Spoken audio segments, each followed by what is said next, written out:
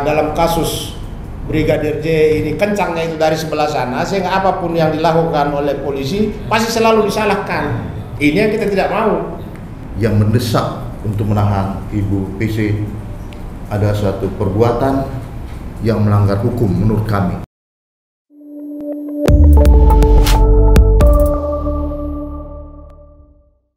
Baik, terima kasih teman-teman semua.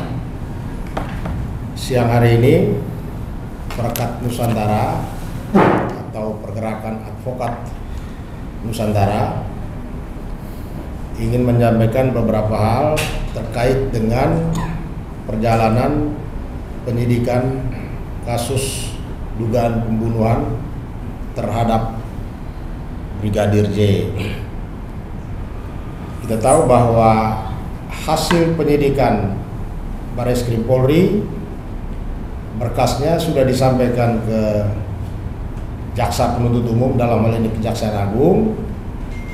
Akan tetapi oleh jaksa setelah melakukan penelitian dalam waktu 14 hari, jaksa penuntut umum mengembalikan ke penyidik lagi untuk disempurnakan disertai dengan petunjuk-petunjuk. Nah, dalam proses di mana penyidik Bareskrim menyempurnakan berkas hasil penyidikannya sesuai dengan petunjuk kejaksaan, saat ini muncul desakan sejumlah pihak agar terhadap Nyonya PC atau istri tersangka Ferdi Sambo supaya dilakukan penahanan oleh penyidik. Dan desakan itu antara lain juga oleh orang-orang pintar, antara lain anggota DPR dan juga ada dosen dan juga sejumlah tokoh lainnya, yang menurut Perekat Nusantara hal ini menjadi aneh, ya. Hal ini menjadi aneh, bahkan merupakan suatu kekeliruan yang sangat besar kalau terhadap Nyonya PC ini dikenakan penahanan sebagaimana diminta oleh sejumlah tokoh ini. Padahal kita tahu sejak awal ketika penyidik memberi status tersangka kepada Ibu PC ini, ya, yang juga dinyatakan sebagai bagian dari sangkaan pembunuhan berencana, penyidik sudah menjelaskan, sudah menyampaikan alasannya mengapa Ibu PC ini tidak ditahan. Yaitu pertama, karena Ibu PC masih dalam kondisi belum stabil, kemudian Ibu PC sendiri masih menanggung keluarganya yang juga anaknya yang masih kecil-kecil, dan atas dasar pertimbangan kemanusiaan, ya, pertimbangan kesehatan, pertimbangan psikologis, mungkin juga pertimbangan kultural dan lain-lain, maka penyidik karena kewenangannya menyatakan bahwa tersangka Ibu PC ini tidak dikenakan penahanan. Dan itu sepenuhnya menjadi kewenangan penyidik.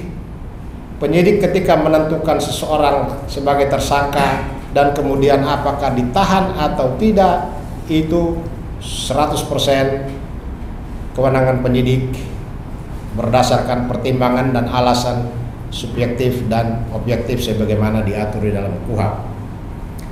Jadi pada pertemuan kita sore hari ini, Perekat Nusantara ingin menegaskan bahwa Perekat Nusantara mendukung tindakan penyidik Polri tidak menahan Ibu PC sebagai tersangka dengan alasan bahwa tindakan tidak menahan itu adalah bagian dari sikap institusi Polri yang pada saat ini tengah melakukan pembenahan, ya, tengah melakukan evaluasi terhadap kinerja penyidik dan penyelidik Bareskrim Mabes Polri sesuai dengan tuntutan publik.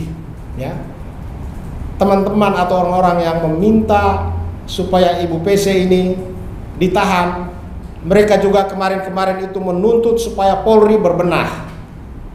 Jadi kalau hari ini permintaan itu masih dilakukan oleh teman-teman yang kemarin itu menuntut Polri berbenah dan pembenahan itu dilakukan, tapi kok kenapa mereka keberatan? Ini adalah sikap-sikap ambigu yang sebetulnya sangat tidak mendukung pembenahan yang dilakukan oleh Polri. Nah, kita tahu bahwa ini adalah paradigma baru. Ya.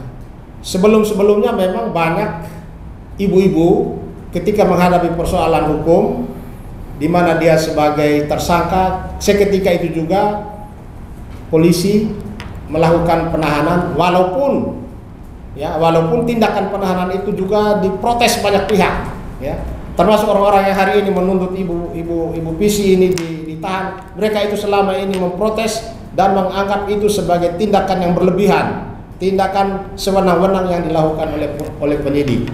Nah, pertanyaannya, kenapa ketika Polri berbenah dan berubah, ya, Polri ingin memperbaiki cara pelayanan kepada masyarakat, termasuk dalam kasus-kasus tertentu untuk tidak menahan orang-orang tertentu atas alasan dan pertimbangan subjektif dan alasan objektif sebagaimana diatur oleh KUHP.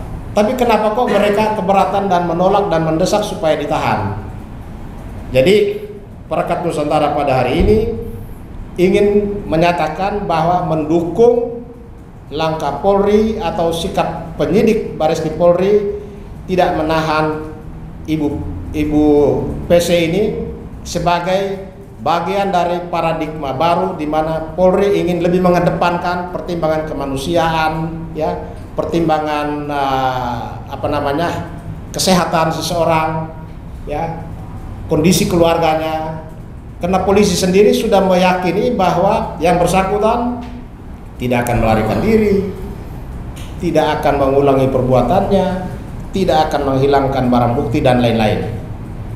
Nah, barangkali selanjutnya teman-teman akan melengkapi pernyataan ini. Terima kasih. Ya, kami mau menambahkan saja. Menurut kami sudah jelas dan disampaikan itu wewenang daripada penyidik. Ya, wewenang penyidik tidak bisa diintervensi oleh siapapun. Kami hanya mengingatkan saja kepada pihak-pihak lain yang mendesak untuk menahan Ibu PC ada satu perbuatan yang melanggar hukum menurut kami. Karena itu hak daripada penyidik. Tadi disampaikan bahwa ada alasan-alasan yang disampaikan oleh penyidik. Penyidik yang lebih tahu kenapa sampai tidak ditahan Ibu PC ini. Kalau memaksakan kehendak supaya ditahan, itu jelas merupakan perbuatan melanggar hukum. Mari kalau kita menegakkan hukum, kita menghormati penegak hukum yang lain. Kita hargai, kita hormati. Jangan kita paksakan kehendak kita. Dalam penegakan hukum tidak ada unsur paksaan. Kami tekankan lagi, pemaksaan untuk ditahan merupakan suatu perbuatan melanggar hukum. Jadi hormati apa yang dilakukan oleh penyidik. Itu wewenang penuh dan diatur di dalam KUHP, dah jelas sekali wewenangnya untuk menahan atau tidak. Tadi misalnya dikatakan bahwa diyakini tidak melarikan diri, tidak mengulangi perbuatan, tidak menghilangkan barang bukti. Apalagi tadi sampaikan juga ini berbenah ini memperbaiki, tidak bisa lagi seperti zaman dulu suka-suka mengintervensi. Sehingga dalam pembenahan yang untuk memperbaiki segala sesuatu dengan keadaan Ibu PC dalam keadaan kesehatannya, punya anak kecil dan lain-lain, mari kita hormati. Jadi kami minta untuk pihak-pihak yang mendesak kepada penyidik untuk melakukan penahanan terhadap PC, hentikan itu. Karena kembali itu hak wewenang penuh daripada penyidik. Mungkin ada rekan lain yang ingin menyampaikan lagi. Ya, saya tambahkan sedikit. Ada dua predikat yang disandang oleh Ibu PC ini. Predikat yang pertama selaku tersangka, dan predikat yang kedua sebagaimana rekomendasi dari Komnas HAM bahwa terdapat dugaan Ibu PC ini adalah korban tindak kekerasan seksual. Itu rekomendasi dari lembaga negara yang secara resmi diminta baik oleh publik maupun atas tugas mereka menjalankan undang-undang untuk melakukan pemantauan terhadap kasus pembunuhan Brigadir J. Nah, oleh karena itu, selain alasan-alasan yang tadi disampaikan oleh Pak Petrus dengan Pak Erik tadi, saya kira memang publik harus menyadari bahwa apa yang dilakukan oleh penyidik kepolisian itu selain memang diatur oleh KUHP, saya kira ini juga selain paradigma baru harus menjadi budaya hukum yang baru di kepolisian, terutama di mana tidak semua orang yang menyandang predikat tersangka itu harus ditahan. Kita bisa membayangkan bagaimana kondisi rumah tahanan atau kondisi lembaga pemasyarakatan yang jauh dari hakikat pemasyarakatan, di mana ya kita sendiri bisa melihat bahwa kondisi rumah tahanan, kondisi lembaga pemasyarakatan itu jauh dari kondisi ideal. Orang masuk ke rutan, masuk ke lembaga pemasyarakatan yang semestinya tujuannya untuk namanya memasyarakatkan ya, supaya pada saat dia selesai menjalani tindak pidana itu lebih baik, malah keluar dari rutan atau lembaga itu malah menjadi lebih tidak manusiawi. Jadi saya kira betul kita harus mendukung, mudah-mudahan ini menjadi paradigma dan budaya baru di kepolisian bahwa tidak semua tersangka itu harus ditahan. Sejalan dengan itu juga rancangan revisi KUHP juga sudah mengantisipasi masalah penahanan ini, di mana dalam rancangan itu setahu saya dikenal ada hakim komisaris. Jadi sebelum orang menjalani persidangan itu, apabila dia akan ditahan, dia harus menjalani pra persidangan, di mana hakim komisaris akan menilai apakah seseorang itu layak untuk ditahan atau tidak. Jadi saya kira para pihak yang terlibat dalam perkara ini dan juga mungkin para akademisi, aktivis yang hari ini mendesak supaya Bu PC ini ditahan, saya kira betul apa yang dikatakan Pak Petrus. Kita harus konsisten. Kalau kemarin-kemarin dalam beberapa kasus seperti ada yang beredar itu baik Nuril, Angelina Sonda segala macam, kemarin setahu saya mereka mempersoalkan kenapa harus ditahan, tapi hari ini kenapa sikap mereka berbeda. Jadi saya kira kita mesti konsisten. Ya kalau misalnya tidak ada alasan yang mendesak untuk menahan yang bersangkutan, kenapa harus ditahan? Saya kira itu tambahan dari saya. Terima kasih. Kalau tidak ada tambahan dari teman-teman, mungkin saya bacakan sikap Perekat Nusantara. Yang pertama, tadi juga sudah panjang lebar disampaikan, Perekat Nusantara mendukung kebijakan penyidik Bareskrim Polri yang menggunakan diskresi dengan tidak menahan Ibu PC atas alasan kemanusiaan dan kondisi belum bisa bersangkutan. Kebijakan tidak menahan seorang ibu atau siapapun dalam keadaan tertentu atau alasan kemanusiaan dalam perkara tertentu harus menjadi budaya hukum di kepolisian, kejaksaan maupun hakim di tingkat pengadilan. Yang ketiga, mendukung kebijakan pimpinan Polri dengan tidak pandang bulu dalam menegakkan hukum dan etika bagi para pejabat atau anggota kepolisian yang melanggar, termasuk dalam kasus pembunuhan terhadap Brigadir J maupun dalam kasus-kasus yang lain. Jadi kami mendukung untuk perbaikan institusi kepolisian supaya kepolisian betul-betul menegakkan etika dan perilaku anggota dan pejabat kepolisian. Yang keempat, Perekat Nusantara juga mengapresiasi sikap institusi kepolisian yang sudah mengakomodir suara publik dalam menuntaskan pembunuhan Brigadir J. Untuk itu Perekat Nusantara juga mendukung dan mendorong agar Kapolri melakukan pembenahan baik dalam manajemen maupun struktur organisasi kepolisian, sebagaimana hasilnya juga sudah diperlihatkan kepada publik, yaitu dengan dibubarkannya Satgasus Merah Putih. Kemudian dalam kaitan dengan dibubarkannya Satgasus, Perekat Nusantara juga mendesak Kapolri, meskipun dalam dengar pendapat di Komisi 3, Kapolri sudah menyinggung tentang pembubaran Satgasus, termasuk juga Kapolri sudah menjelaskan mengenai infografis baik yang terkait dengan Kaisar Sambo dan Konsorsium 303 maupun infografis yang terkait dengan nama Kabareskrim dan Dirtipidum Bareskrim Mabes Polri. Ini penting dijelaskan dan juga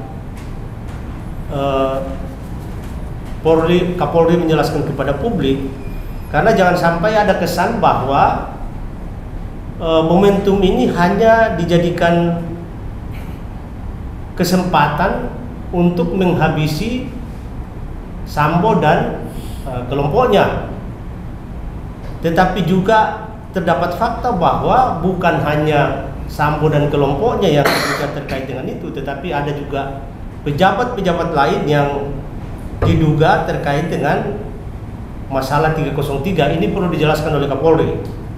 Oleh karena itu kita berharap bahwa Kapolri bisa memberikan penjelasan yang lugas dan menyeluruh tentang infografis baik mengenai Kaisar Sambo dan Konsorsium 303 maupun infografis atas nama Kabareskrim dan Dirtipidum Bareskrim. Saya kira itu yang bisa kami sampaikan. Terima kasih. Bahwa paradigma baru tentang tidak ditahannya Ibu PC ini itu adalah harus menjadi budaya ke depan. Menjadi budaya itu artinya ya ketika penyidik menghadapi orang-orang seperti Ibu PC ini, ya, maka langkah yang harus dipertimbangkan dan dijadikan alasan untuk tidak menahan itu harus berlaku sama, ya. Toh mengenai penahanan ini kan ada juga secara berjenjang, tidak ditahan sama sekali, penahanan rumah, penahanan kota, nah itu. Jadi ada pilihan-pilihan. Dan mengenai pilihan-pilihan ini memang KUHP menyerahkan sepenuhnya kepada pertimbangan penyidik. Bahkan kadang-kadang atasan penyidik pun tidak bisa mengintervensi, katanya. Nah, makanya permintaan bahwa supaya ada semacam kebijakan baru secara tertulis, tapi bukan bahasanya, bukan jurisprudensi ya. Nah, mungkin secara internal dalam bentuk perkap, supaya menghadapi siapapun tersangka yang masuk kualifikasi kasusnya itu dia bisa ditahan, maka dalam keadaan seperti itu pertimbangkan untuk tidak ditahan atau dikenakan tahanan kota atau tahanan rumah. Jadi ada pilihan-pilihan, dan ini sebetulnya soal biasa. Hanya kebetulan dalam kasus Brigadir J ini kencangnya itu dari sebelah sana, sehingga apapun yang dilakukan oleh polisi pasti selalu disalahkan. Ini yang kita tidak mau. Kalau dalam hal tertentu polisi buat benar dan soal ini benar, ya kita harus katakan kita betul, karena ini kan dia berbenah, dia ingin merubah, dia ingin meniadakan yang dikatakan 9 ibu ya macam-macam ini. Nah, ini yang polisi akan tinggalkan secara perlahan-lahan, dimulai dari ibu PC ini.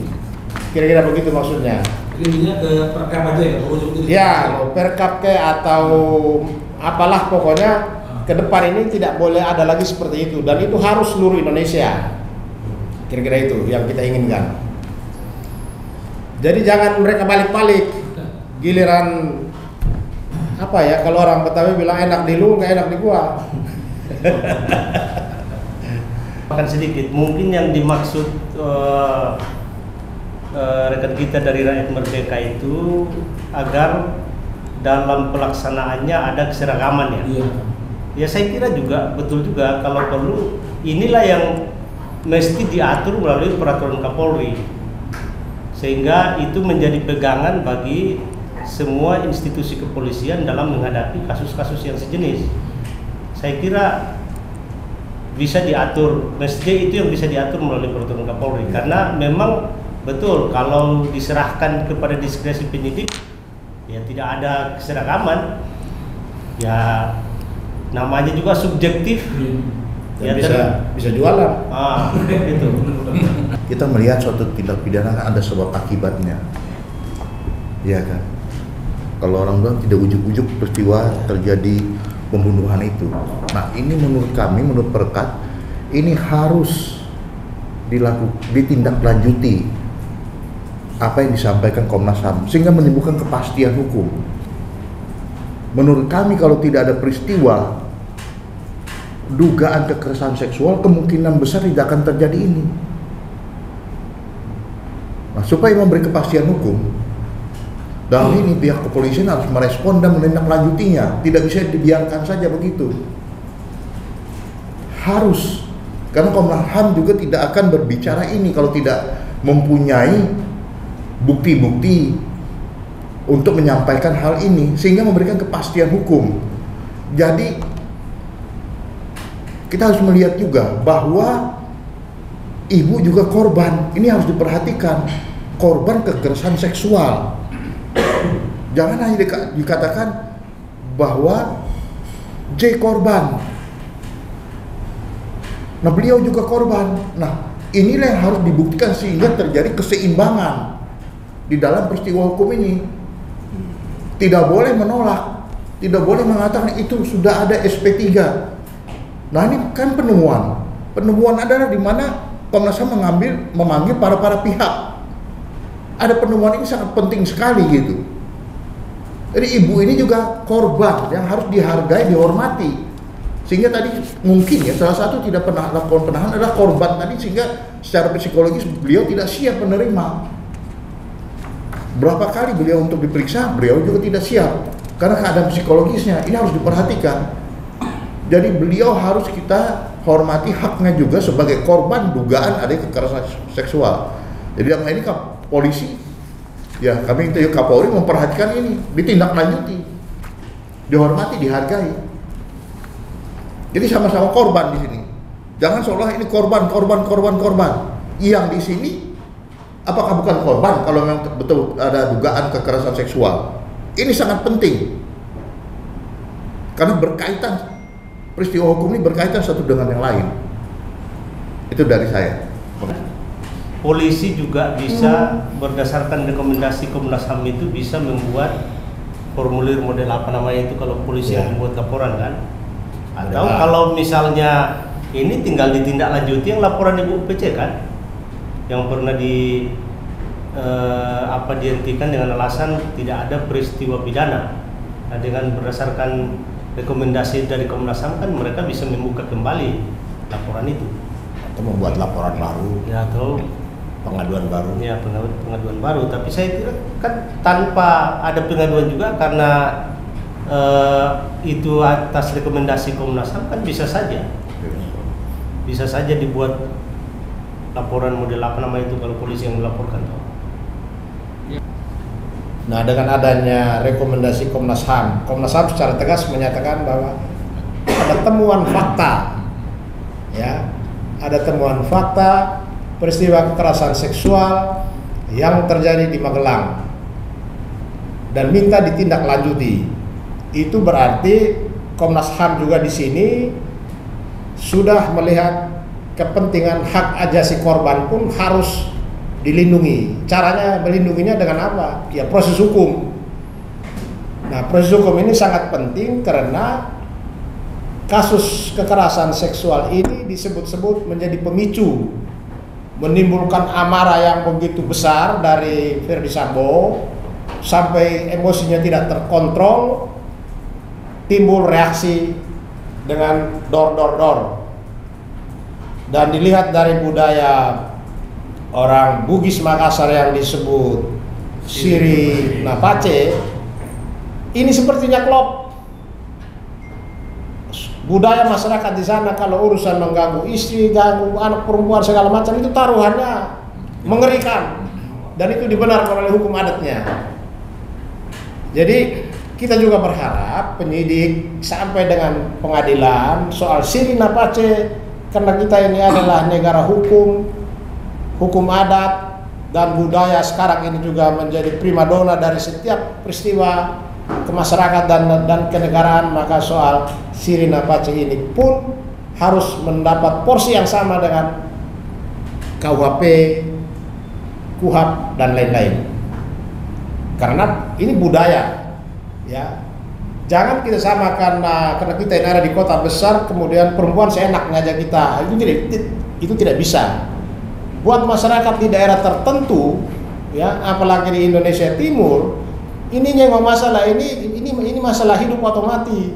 Saya mati atau dia mati. Nah, itu masalahnya. Jadi Siri Napace harus menjadi catatan khusus untuk dipertimbangkan. Karena saya juga sudah baca ini soal Siri Napace ini. Ngeri. Dan di sana dibenarkan. Sampai pada tingkat mengeksekusi itu dibolehkan secara budaya sana. Karena dengan cara itu dia selesai urusan. Dia clear masalah. Pertanggung jawab dunia dan akhirat. Gitu. Perangkat Nusantara ini dari awal memang selalu ada di posisi yang memberikan pencerahan, menunjukkan jalan yang benar. Ketika Polri dan kasus Ferdy Sambo ini ditempatkan sebagai seorang penjahat yang melakukan kesalahan besar dan dihukum, kita bilang jangan dulu, proses hukum belum selesai. Ada ajas praduga tak bersalah. Nah, ajas ini yang selama ini kadang-kadang medsos ini kurang perhatikan. Medsos tidak peduli dengan ajas praduga tak bersalah. Makanya kunci daripada praduga tak bersalah ini ada di tangan penyidik kepolisian. Karena baik Ferdy Sambo dan kawan-kawan, Ibu PC ini harus dianggap tidak bersalah sampai dengan hakim menyatakan perbuatannya terbukti dan dinyatakan secara meyakinkan bersalah, dihukum sekian tahun berkekuatan hukum tetap. Jadi Perangkat Nusantara kita tidak ada urusan dengan kelompok yang sana ya, tapi kita melihat bahwa pernyataan siapapun yang menyatakan bahwa Ibu PC harus ditahan, itu menurut kami itu keliru besar. Ya. Itu tindakan yang seperti dikatakan tidak konsisten, mereka ambigu. Padahal kemarin mereka juga teriak supaya ibu-ibu itu jangan ditahan karena dia sedang hamil tua, dia punya bayi ya yang perlu dirawat. Nah, kenapa sekarang ibu PC ini kok mereka ngotot harus ditahan? Nah, itu namanya tidak fair mereka. Gitu. Teman-teman yang ada di Perangkat Nusantara ini, kalau mau ditelusuri jejak digitalnya, dari dulu adalah advokat yang merdeka dan kritis. Dengan berakhirnya sesi tanya jawab, maka berakhir pula lah perjumpaan kita mengenai konferensi pers Perangkat Nusantara sore ini. Episode berikutnya.